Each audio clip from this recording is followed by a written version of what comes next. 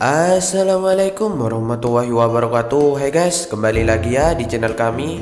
Nah, di dalam video kali ini kami akan membuat obat batuk alami dengan bahan sederhana saja ya guys.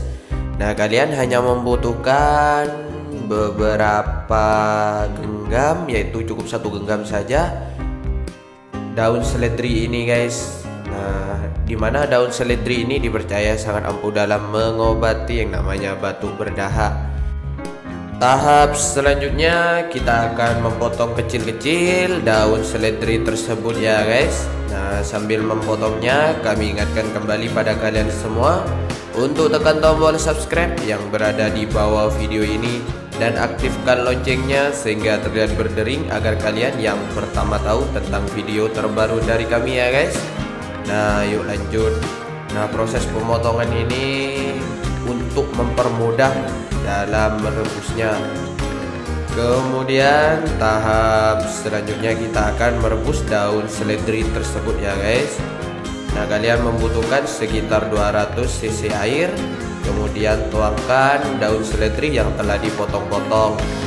Nah, kita rebus hingga takaran air berkurang 50% ya guys. Nah, kita sambil mengaduknya, nanti rebusan air ini akan berubah warna menjadi agak kehijauan.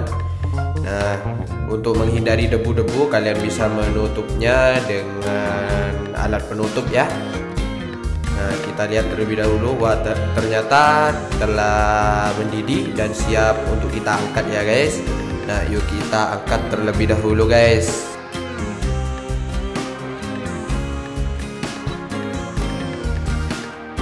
Nah, seperti ini hasilnya ya.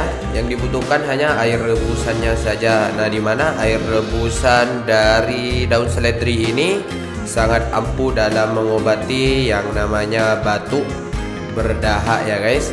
Nah, kalian bisa meminumnya 1 hari 2 kali ya guys, setiap pagi dan malam hari sebelum tidur.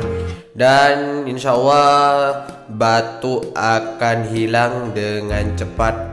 Nah, maka ini dapat menyembuhkan batuk dengan cepat ya guys. Nah, cukup sederhana juga ya. Semoga info kali ini bermanfaat untuk kalian semua. Terima kasih sudah menonton video-video terbaru dari kami ya guys. Terus dukung channel kami, share ya guys agar lebih bermanfaat juga video kami ini. Terima kasih. Wassalamualaikum warahmatullahi wabarakatuh.